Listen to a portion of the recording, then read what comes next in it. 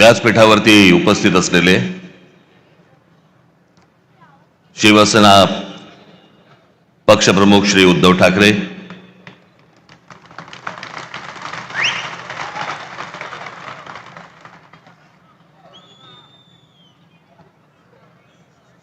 माझे मित्र आणि शिवसेनेचे नेते श्री संजय राऊत,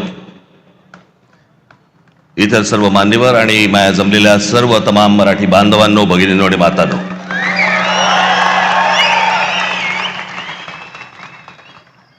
दरवेळेला इथे सभा घेतली की तो आमचा टेबल फॅन होतो. कुठे पाहायचं कळत नाही, इथे पाहायचंय का इथे पाहायचंय का इथे पाहायचंय. पण हे सरळ असल्यामुळे मी इथेच बघतो. चालेल ना?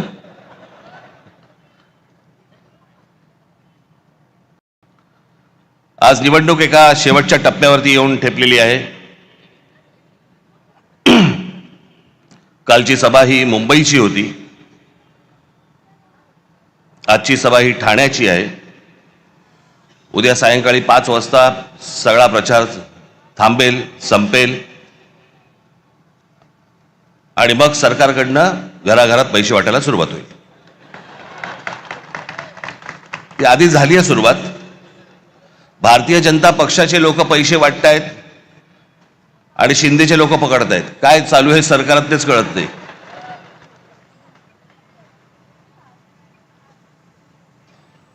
त्या दिवशी मी कल्याण डोंबिवलीला गेलो, अनेक मतदारसंघामध्ये फिरलो. प्रचंड हवा आहे तिकडे. सगळ्या गोष्टी एवढ्या करून पण मी खरं तर आज त्या कल्याण डोंबिवलीमधल्या काही लोकांना मी इथे बोलवणार होतो, पण आता प्रचाराचा शेवटचे काही 2 दिवस आहेत, उरलेले आहेत, म्हणून ते इथे येऊ नाही शकले. पण मला त्यांना तुमच्या समोर तर मला त्यांना आणायचंच होतं, मुद्दामून आणायचं होतं.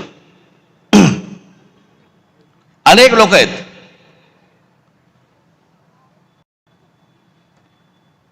आज घराघरामध्ये 5-5 हजार रुपये वाटतात मतांसाठी. मला समजत नाही या लोकांचं. एका बाजूला म्हणतात आम्ही विकास केलाय आणि दुसऱ्या बाजूला पैसे वाटतात आणि म्हणतात मतदान करा. मग विकास काय केलात?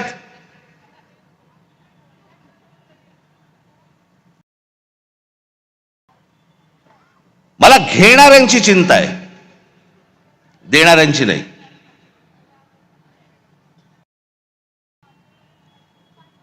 आपण 5-5 हजार रुपयामध्ये आपल्या मुलांना, आपल्या मुलीला आपण काय सांगतोय, आपण काय शिकवतोय?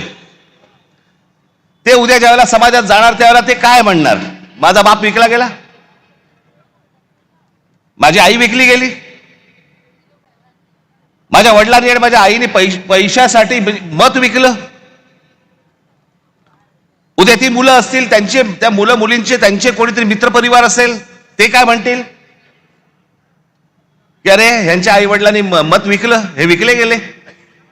विकले जातात. कल्याण डोंबिवलीमध्ये बाजार, गुलामांचा बाजार असायचा ना पूर्वी. गुलामांचा बाजार मांडलेला असायचा, तसा गुलामांचा बाजार मांडला होता. महाराष्ट्रामध्ये 66 ठिकाणी पैसे देऊन, पैसे वाटून फॉर्म माघारी घ्यायला लावले.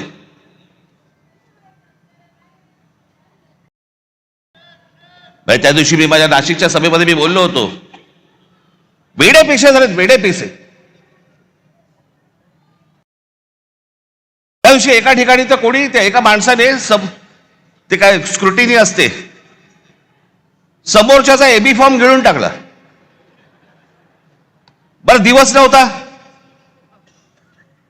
एखाद दिवस मिळाला असं दुसऱ्याशी वाट तरी बघता आली असती. एबी फॉर्म पडेल, एबी फॉर्म पडेल. इथपर्यंत गेलात तुम्ही. विकले जातायत काय, एबी फॉर्म गिळतायत काय. त्या सोलापूरला एखादा खून झाला आमच्या माणसाचा, आमच्या विद्यार्थी सेनेचा, तो तिथला शहर अध्यक्ष होता, त्याचा खून केला फॉर्म मागे घेण्यासाठी. म्हणून इथपर्यंत सरकार चाललंय. पोलीस हताश, कोर्टाकडे तर बघायलाच नको. हे कोणतं राज्य आहे? बिनधास्त सगळ्या गोष्टी सुरू आहेत. मला ती, म्हणून मी मगाशी म्हटलं ना, मला ती माणसं आणायची होती, ती त्या प्रचारामध्ये बिचारे गुंतलेत, त्याच्यामुळे मला इथे त्यांना बोलवता नाही आलं. 5-5 हजाराला मतं विकतायत. मी फक्त 2-3 माणसांची फक्त तुमच्यासमोर नावं घेतो, बाकीचे तर आता येतील.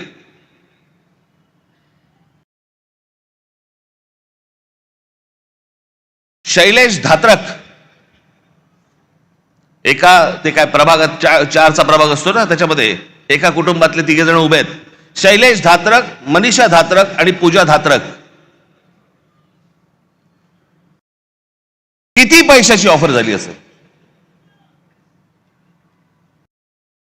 तुम्ही कल्पना पण नाही करू शकत. म्हणजे काय लेवलचा बाजार मांडला या लोकांनी, तुम्हाला अंदाज येईल. या 3 लोकांना एका घरात मिळून 15 कोटी रुपयाची ऑफर दिली गेली. 15 कोटी. आणि मला ते मुद्दामून इकडे बोलवायचे होते त्यांनी 15 कोटीची ऑफर नाकारून ते निवडणुकीला उभे राहिलेत.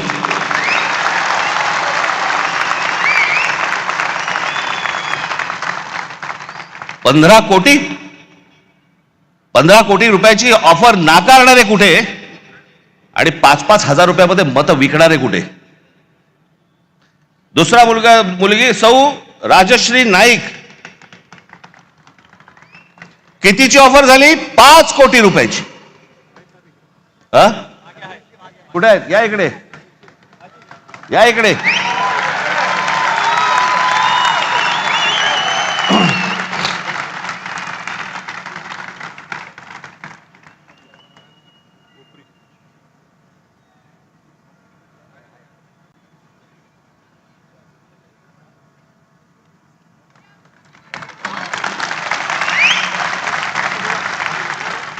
पाच कोटीची ऑफर झालेली गोष्ट नाकारणारी आहे. हे महाराष्ट्राचं स्वाभिमानी रक्त.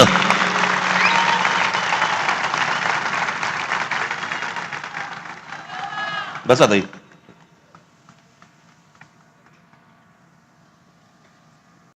सुशील आवटे,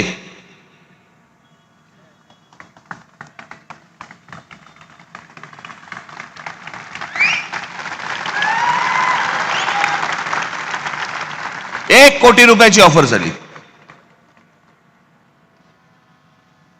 नाकारले. अजून बरेच जण आहेत.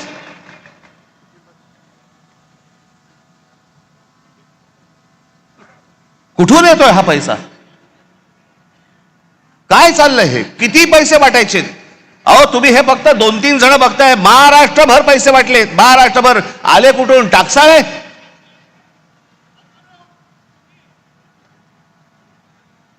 कोणाला 5 कोटी, कोणाला 10 कोटी, कोणाला 15 कोटी, कोणाला 1 कोटी, 2 कोटी. काय बघायलाच नको. ही कोणती महाराष्ट्रातील निवडणूक आहे? अहो इतकी वर्ष ह्या निवडणुका आम्ही बघतोय, अशी निवडणूक नाही पाहिली.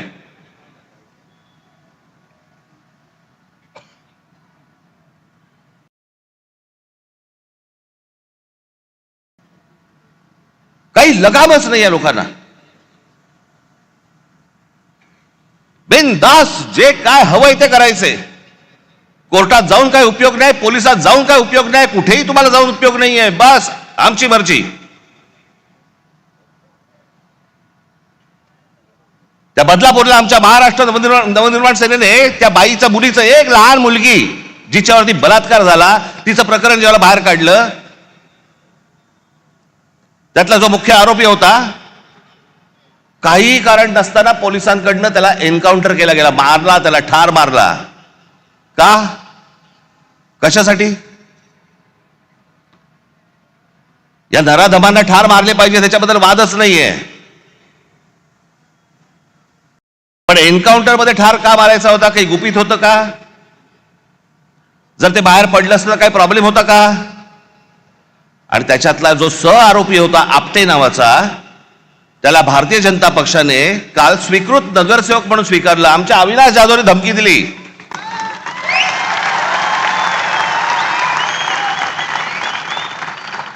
की बदलापूरमध्ये आम्ही मोर्चा काढतो म्हटल्यानंतर त्या स्वतःहून माणसाने त्याचा राजीनामा दिला की नको मला स्वीकृत.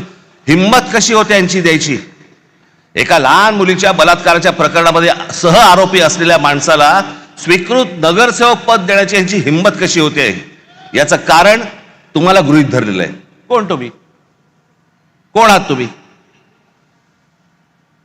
आलात की 5,000 रुपये तोंडावर फेकू आणि तुम्हाला विकत घेऊ. ही आली कुठून हिंमत?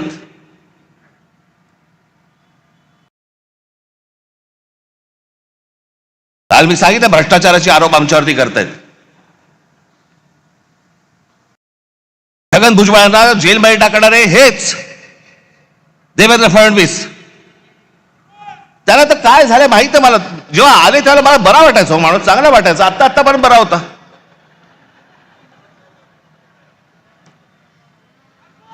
काल मी जो बोललो ती रसमलाई आली होती, तो सांगतोय की मुंबईचा आणि महाराष्ट्राचा काही संबंध नाहीये. हे स्वतः सांगतोय आणि फडणवीस म्हणतात नाही तो असं काही बोललाच नाही. त्याचा तो अर्थच होत नाही म्हणे. मला असं वाटायचं की फडणवीसांना इंग्रजी कळतं. पण कसं आहे, खोटं बोलत राहायचं. त्याला वाटतं याच्यातनं लोकांना वाटेल की बाबा नाही खोट्याचं खरं करता येतं. नाही होणार. आता मला आत्ताच सकाळी कोणीतरी त्याची एक क्लिप पाठवली. लावर येतोय.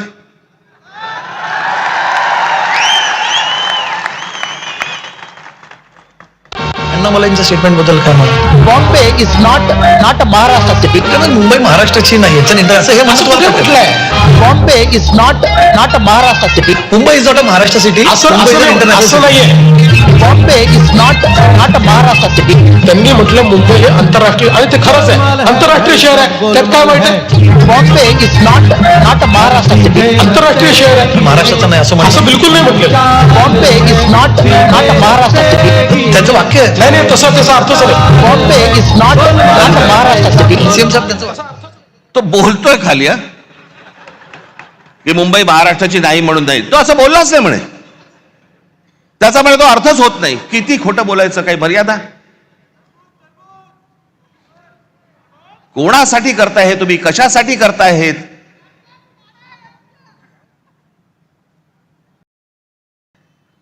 पण मी काल म्हटलं ना, हे फक्त हातावर बसलेले ससाणे होतो. जाऊन फक्त पक्षी मारून आणणे. ससाणा हा फक्त पक्षी मारून आणतो. चोकियांचेच फक्त घात करायचे त्यांना.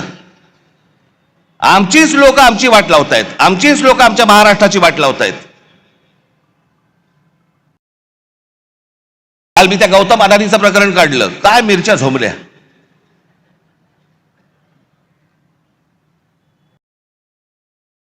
आणि काय पुढे सुरू केलं तर राज ठाकरेंचा माझा आणि गौतम अदानीचा एक फोटो. बरं, मग पुढे माझ्या घरी गौतम अदानी येऊन गेला एकदा. माझ्याकडे रतन टाटाही येऊन गेलेत.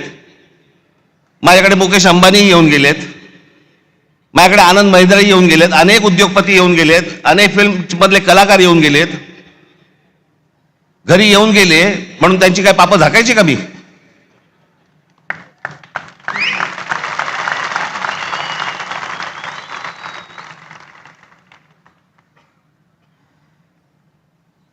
मी काल जे तुम्हाला दाखवलं हे इतकं भयानक आहे, इतकं भीषण आहे. जे फोटो दाखवतात कधी 2-3 वर्षापूर्वीचा काहीतरी फोटो दाखवतात तो, जेव्हा घरी आले होते. आता घरी आल्यावरती काय हाकलून देऊ?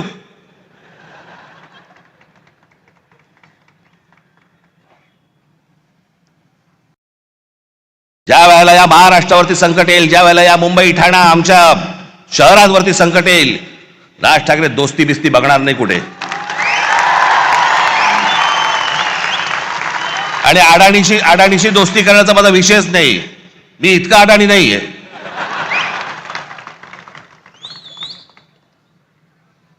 पण ते काल जे मी तुम्हाला दाखवलं त्याचं गांभीर्य नीट समजून घ्या. मी काल जे तुम्हाला सांगितलं की जवळपास 60% म्हणजे हा माणूस कधी सिमेंटमध्ये कधी नव्हता, तो आज माणूस 2 नंबरला सिमेंटमध्ये आलाय. आज देशातला 2 नंबरचा सिमेंटचा व्यापारी तो आहे. आज ही सगळी विमानतळ. आता नाही इथे गुजराती समाजातले लोक आले असतील. खरं तर आमचं तुमचं काही भांडण नाही आहे, फक्त आमच्याशी भांडायला येऊ नका.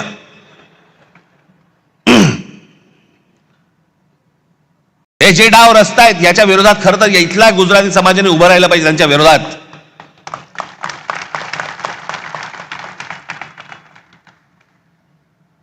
पण हे मुद्दामून ज्या गोष्टी करतायत हे काय करतायत, हा आत्ताचा जवळपास त्यांचे काहीतरी 6 का 7 का 8 काहीतरी विमानतळं या देशातली त्यांना दिलेली आहेत. विमानतळं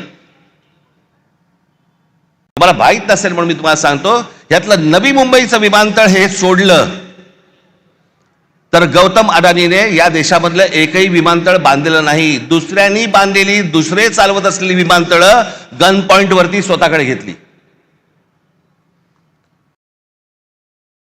बांधलेलं फक्त एकमेव पोर्ट गुजरात मधलं फक्त मुंद्रा पोर्ट. बाकी देशभरामधली जेवढी पोर्ट्स आहेत ही सगळी दुसऱ्यांची होती. गन पॉइंट वरती सांगितलं ही मला पाहिजे.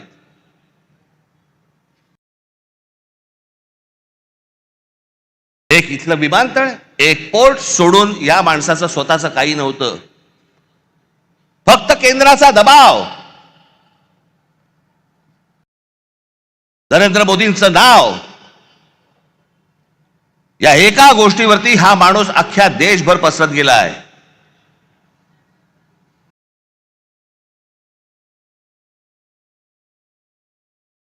उद्या जर ही पोर्ट बंद झाली, तुमचा व्यापार ठप्प. उद्या देशामधली वीज निर्माण करणारा हा गौतम अदानी, उद्याने वीज बंद केली, तुम्ही अंधारात सगळे. तक्रार कोणाकडे करायची?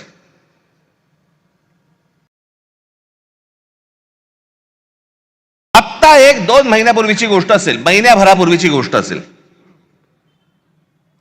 तुम्ही जर विसरला नसाल तर तुम्हाला आठवण करून देतो, पण विसरला नसाल कदाचित, हा देश पण विसरला नसेल. इंडिगोच्या विमानामध्ये स्ट्राईक झाला, आत्ता कळलं तुम्हाला? होता ना आत्ता इंडिगोची विमान बंद होती. या इंडिगोच्या मालकाला या एव्हिएशन मधली म्हणजे हवाई वाहतुकीमधली 65% हवाई वाहतूक, या देशाची 65% हवाई वाहतूक ही इंडिगोकडे दिलेली आहे. त्यांनी स्ट्राईक केला, त्यांनी बंद केलं, कारण काही नाही दिली. आणि एके दिवशी त्या इंडिगोच्या मालकाने ही सगळी विमानं बंद केल्यावरती अख्खा देश ठप्प झाला. सगळी विमानतळ भरून माणसं वाहतायत, लहान लहान मुलं तडफडतायत, त्यांच्या आयांना कळत नाही काय करायचंय, विमान उडत नाहीये. खाण्यापिण्याचे वांदे खरं तर विमान कंपनीने द्यायला पाहिजे, तेही नाही, पाणी नाही, काही नाही, काही नाही. देश अख्खा ठप्प. एक विमान कंपनी तुमचं देश ठप्प करू शकते. आज अदानीच्या हातामध्ये सिमेंट आहे, आज अदानीच्या हातामध्ये वीज आहे, अदानीच्या हातामध्ये विमानतळ आहेत, अदानीच्या हातामध्ये पोर्ट्स आहेत.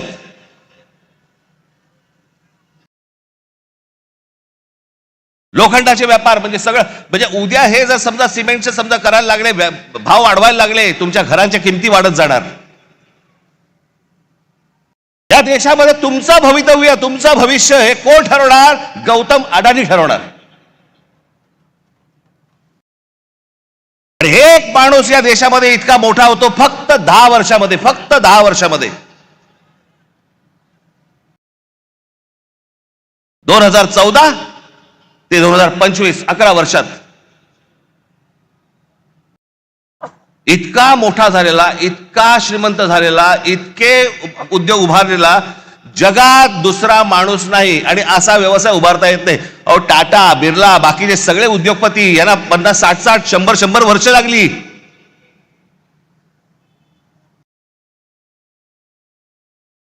काल महाराष्ट्राचा नकाशा दाखवला, त्याच्यामध्ये सगळं दाखवलं की महाराष्ट्रामध्ये कशा प्रकारच्या गोष्टी होत आहेत.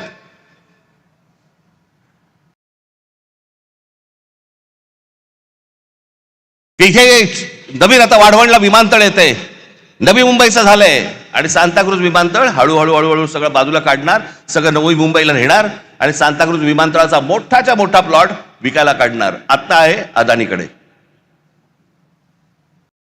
मी काय, माझा काय कोणी दुश्मन नाहीये. या देशामध्ये उद्योगपती मोठे व्हावेत, पण सगळे व्हावेत, एकाकडेच नाही. या देशामध्ये उद्योग आले पाहिजे, या देशामध्ये उद्योगपती वाढले पाहिजे, या देशामध्ये पैसा आला पाहिजे. उद्योग आल्यानंतर रोजगार निर्माण होतो. या देशामधले अनेक तरुण आहेत, तरुणी आहेत, यांना नोकऱ्या मिळतात, त्यांची घरं उभी राहतात. मी उद्योगपतीच्या विरोधातला माणूस नाहीये, पण एकाच उद्योगपतीवरती इतकी मेहरबानी का हे विचारणारा माणूस आहे. बाकीचे उद्योगपती मेले काय या देशातले? आणि मग या माणसाला पुढे करायचा, सतत पुढे करायचा आणि वेगळे डाव आखायचे. बाकीचे ते व्यवसाय चालूच आहेत, पण महाराष्ट्रात काय चालू आहे जे मी काल तुम्हाला सांगितलं. भूगोल बघा एकदा. हे वाढवण जिकडे आहे तिकडे पुढे जा तुम्ही जरा, लगेच गुजरात लागतं. ही आपली शहरं, ही आपली मराठी शहरं, त्याच्यावरचा मराठी ठसा यांना पुसवायचा आहे. एक साधी गोष्ट तुम्हाला दाखवतो. या भाषावर प्रांतरचना ज्यावेळेला झाली मराठी लोकांसाठी महाराष्ट्र, गुजराती लोकांसाठी गुजरात, तामिळ लोकांसाठी काय तामिळनाडू, प्रत्येक भाषेचं एक राज्य निर्माण झालं. आणि मुंबई तर महाराष्ट्रामध्ये संयुक्त महाराष्ट्रात लढा होऊन 107 होतात. त्याच्यानंतर मुंबई महाराष्ट्राला मिळाली, जी महाराष्ट्राची होती, पण लोक छीनत होते तिला.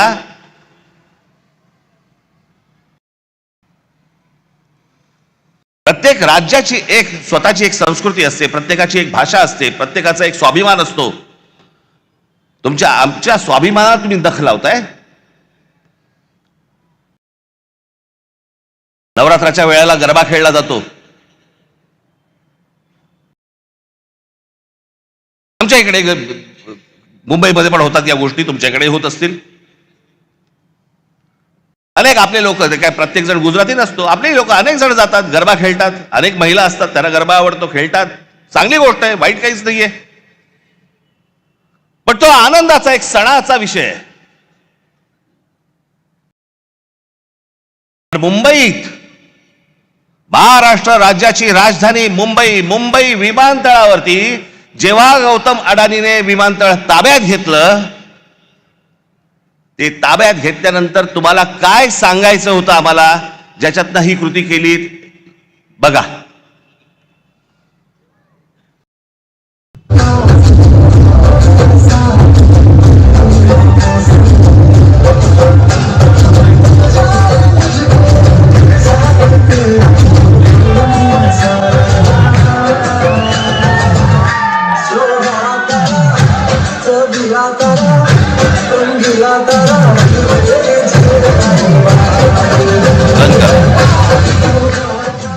मुंबई विमानतळावरती गरबा केला.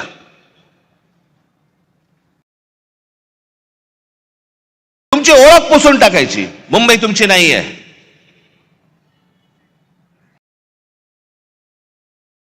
गणपतीमध्ये ढोल लेझिम वाजवलेत का?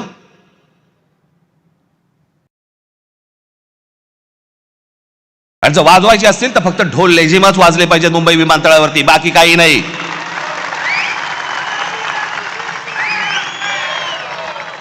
ही मुंबई आहे, ही मराठी माणसाची आहे. हा महाराष्ट्र, हे ठाणं, हे मराठी माणसाचं आहे. आपण सगळेजण इथे राहतोय, सगळेजण तुम्ही आलात. भले तुमची भाषा वेगळी असती, गुण्यागोविंदाने राहू, पण आमच्या घरी यायचं कपाट दुरुस्तीला आणि बायकोकडे नजर टाकायची, चालणार नाही.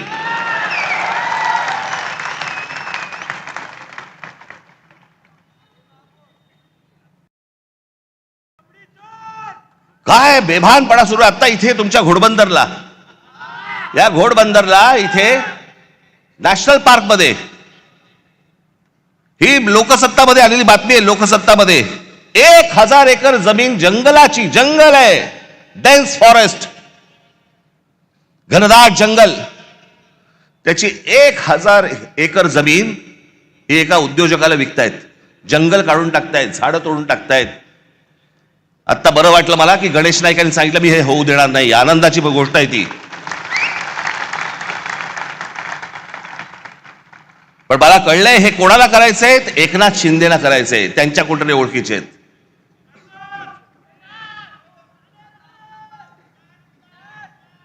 जी दिसेल ती जमीन हे वरून उद्योगपती पाठवणार,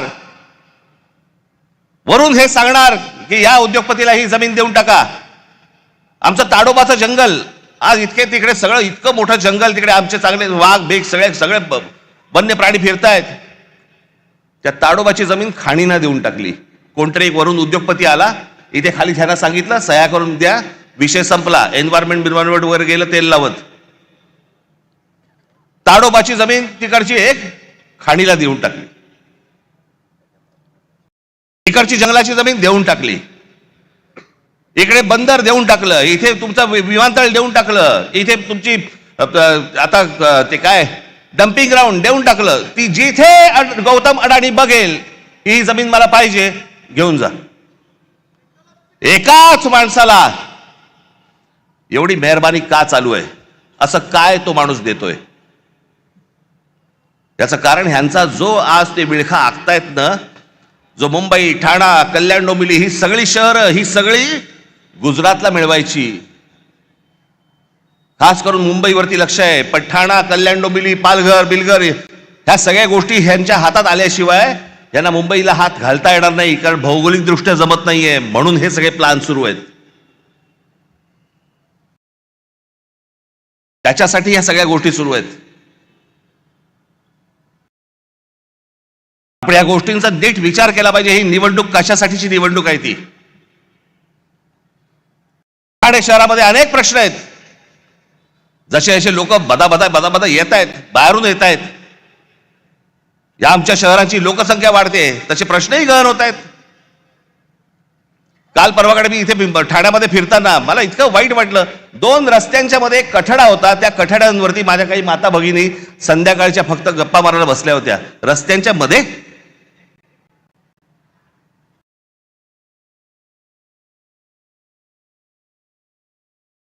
आम्हीच तुम्हाला सांगतोय, सुखसोयी तर उत्तम देऊच या ठाण्यामध्ये. तुम्ही असाल, तुम्ही टिकलात तर, तुम्हाला या ठाण्यात ठेवलं तर उद्या भविष्य काळात असं नको व्हायला की उद्या ठाण्याचे सगळे प्रश्न कोण सोडवते? गुजरात सरकार. कारण महाराष्ट्रापासून वेगळे झाले. अनेक जण मला म्हणतात की नाही ते दरवेळेला तुम्ही घाबरवता, असं होणार. मी म्हटलं मी दरवेळेला तेव्हापासून नाही बोलत आहे. मला आता कळतंय उंबरठ्यावरती संकट येऊन उभं आहे.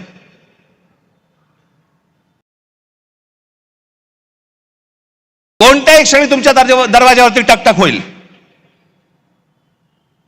आज जर गाफील राहिलात कायमचे फसाल. कारण केंद्र हातामध्ये, राज्य हातामध्ये, उद्या या महानगरपालिका पण हातामध्ये गेल्या त्यांच्या, तर काय विचारायलाच नको. कोणाकडे जाणार तुम्ही? कोणाकडे तक्रार करणार? आणि मग एकदा हातातनं गेलं की परत येत नाही, ते परत येणार नाही. म्हणून आज ही ती वेळ आहे. आपलं ठाणं, कल्याण, डोंबिवली, मीरा भाईंदर सगळ्या ठाणं तर उत्तम करूच करू.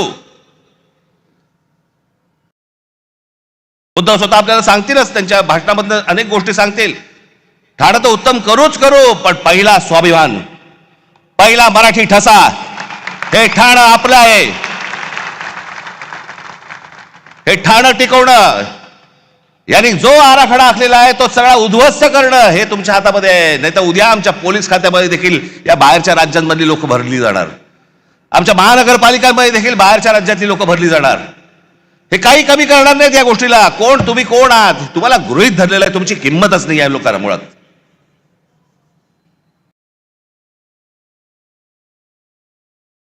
जातील कुठे? येतील. 1.5 दमडी फेकली की येतील. हा जो त्यांचा आत्मविश्वास आहे, हा आत्मविश्वास तुम्हाला या निवडणुकीमध्ये मोडून काढायचा आहे. तुमचे जे कोणी मित्र परिवारातले लोक असतील, तुमचे जे कोणी नातेवाईक असतील, त्या सर्वांना सांगा की या आत्ताच्या येणाऱ्या उद्या 15 तारखेला शिवसेनेची मशाल आणि महाराष्ट्र नवनिर्माण सेनेचं इंजिन हे जोरात धावलं पाहिजे, जोरात चाललं पाहिजे. आम्हाला सत्तेचा हव्यास नाहीये. वाईट या गोष्टीचं वाटतं. डोळ्या देखत शहरं जाऊ नयेत, डोळ्या देखत इतरांनी ही शहरं घेऊ नयेत, एवढ्यासाठीचं हे फक्त आत्ताचं हे युद्ध आहे. येत्या 15 तारखेला आपण सर्वजण सतर्क राहा.